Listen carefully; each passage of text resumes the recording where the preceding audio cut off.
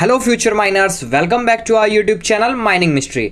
आज की इस वीडियो में हम डीजीएमएस सर्कुलर से रिलेटेड कुछ इंपॉर्टेंट टॉपिक देखने वाले हैं, जिसका टाइटल होने वाला है criteria to determine mine accident. जी हाँ, वो कौन कौन सा क्राइटेरिया है जिससे हम लोग माइंस के एक्सीडेंट को डिटरमाइन करते हैं। इस टॉपिक पे आज हम लोग चर्चा करने वाले हैं और वो किस तरह से हम लोग कितने पार्ट में उसको डिवाइड करेंगे, किससे डिटरमाइन करेंगे, इस पे भी हम लोग नज़र इस वीडियो में डालने वाले हैं। तो वीडियो में आगे बढ़ने से पहले यदि आप हमारे चैनल पर फर्स्ट टाइम विजिट कर रहे हैं, आप चैनल पर नए हैं, माइनिंग सरदार और ओवरमैन की प्रिपरेशन के लिए आप हमारे चैनल से जुड़ सकते हैं। साथ ही साथ हमारे चैनल में डीजीएमएस एग्जाम से रिलेटेड भी important MCQ day to day upload किया जाता है। चलिए बिना कोई देरी किए हुए हम लोग स्टार्ट करते हैं आज का अपना topic, criteria to determine mine accident.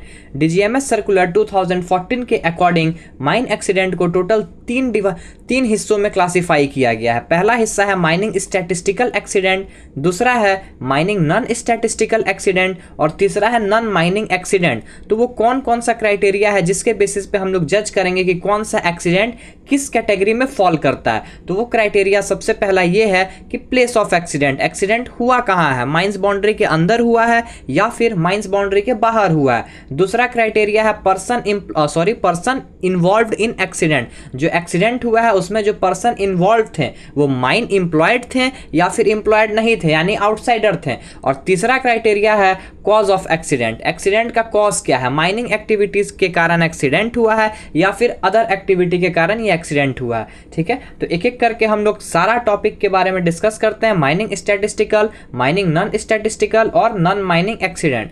तो माइनिंग स्टैटिस्टिकल एक्सीडेंट हम लोग वैसे एक्सीडेंट को बोलते हैं जो माइंस के बाउंड्री के अंदर होता है, ठीक है, अकर्ड इन माइन बाउंड्री। दूसरा देखते हैं person involved in accident is employed in mine, उस एक्सीडेंट में जिस पर्सन का एक्सीडेंट हुआ है, जो उस एक्सीडेंट में इन्वॉल्व है पर्सन, वो माइन का एम्प्लॉयड है, ठीक है, माइन में एम्प्लॉयड है।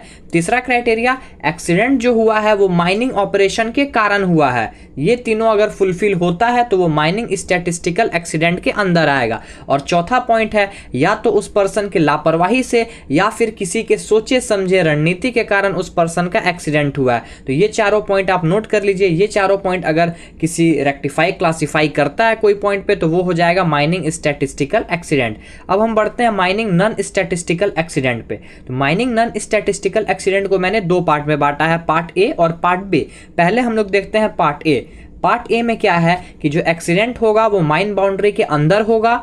दूसरा ये है कि पर्सन जो उसमें इन्वॉल्व होंगे एक्सीडेंट में वो एम्प्लॉयड नहीं होंगे माइंस में, ठीक है। और तीसरा क्राइटेरिया है कि जो एक्सीडेंट हुआ है वो माइनिंग ऑपरेशन के अगर कारण हुआ है या फिर उस पर्सन के लापरवाही या फिर किसी के सोचे समझे रणनीति के कारण एक्सीडेंट हुआ है, तो ऐसे एक्सीडेंट को हम लोग बोलेंगे माइनिंग नॉन स्टैटिस्टिकल एक्सीडेंट। इसमें डिफरेंस क्या है स्टैटिस्टिकल से, कि इसमें जो है पर्सन इन्वॉल्व एक्सीडेंट है वो एम्प्लॉयड नहीं है माइंस के।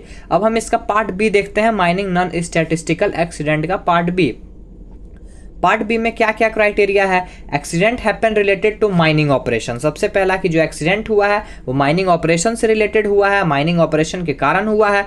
दूसरा criteria area outside the mine boundary, जो एक्सीडेंट हुआ है वो माइन बाउंड्री के बाहर हुआ है, ठीक है। और तीसरा पर्सन जो इन्वॉल्व है एक्सीडेंट में वो वेदर एम्प्लॉयड माइंस में है या फिर नहीं है। दोनों क्राइटेरिया में ये माइनिंग नॉन स्टैटिस्टिकल एक्सीडेंट के अंडर में फॉल करेगा। अब तीसरा हम लोग बढ़ते हैं नॉन माइनिंग एक्सीडेंट। तो नॉन माइनिंग एक्सीडेंट हम लोग वैसे एक्सीडेंट को बोलेंगे जो एक्सीडेंट क्या होता है माइन बाउंड्री के बाहर होता है और जो पर्सन उसमें इन्वॉल्व है, जो एक्सीडेंट में पर्सन इन्वॉल्व है वो चाहे माइंस के एम्प्लॉयड हैं या फिर नहीं है, वो नॉन माइनिंग एक्सीडेंट के कैटेगरी में ही फॉल करेगा।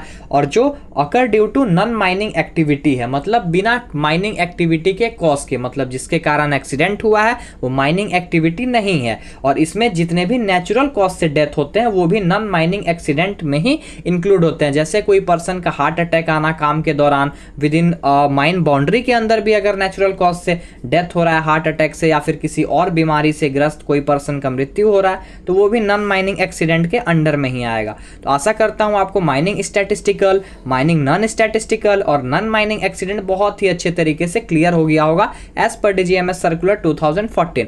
वीडियो को एंड करने से पहले मैं आप सभी को बताना चाहता हूं, माइनिंग मिनिस्ट्री की तरफ से एक प्रैक्टिस सेट रिलीज किया गया था जो आपके लिए माइनिंग सरदार ओवरमैन का रिक्रूटमेंट का एग्जामिनेशन हो या फिर अभी डीजीएमएस में जो सरदार का सर्टिफिकेट एग्जामिनेशन होने वाला है दिसंबर में, उसके लिए भी हेल्पफुल साबित हो सकता है। इसके साथ साथ आपको माइनिंग मिनिस्ट्री की तरफ से सीएमआर 2017 का नोट्स भी प्रोवाइड कराया जा रहा है। स्क्रीन पे आपको मैसेज हो रहा होगा, अगर आप इंटरेस्टेड हैं तो स्क्रीन पे दिए गए नंबर 9122105819 पे कॉल करके मैसेज करके आप इस दोनों पीडीएफ को एक इकोनॉमिकल प्राइस में परचेस कर सकते हैं और अपने तैयारी को स्ट्रॉन्ग कर सकते हैं। चलिए मिलते हैं अपने नेक्स्ट वीडियो में नेक्स्ट इंपॉर्टेंट टॉपिक के साथ। बने रहिए हमारे साथ। टिल देन जय हिंद, जय भारत, टेक केयर।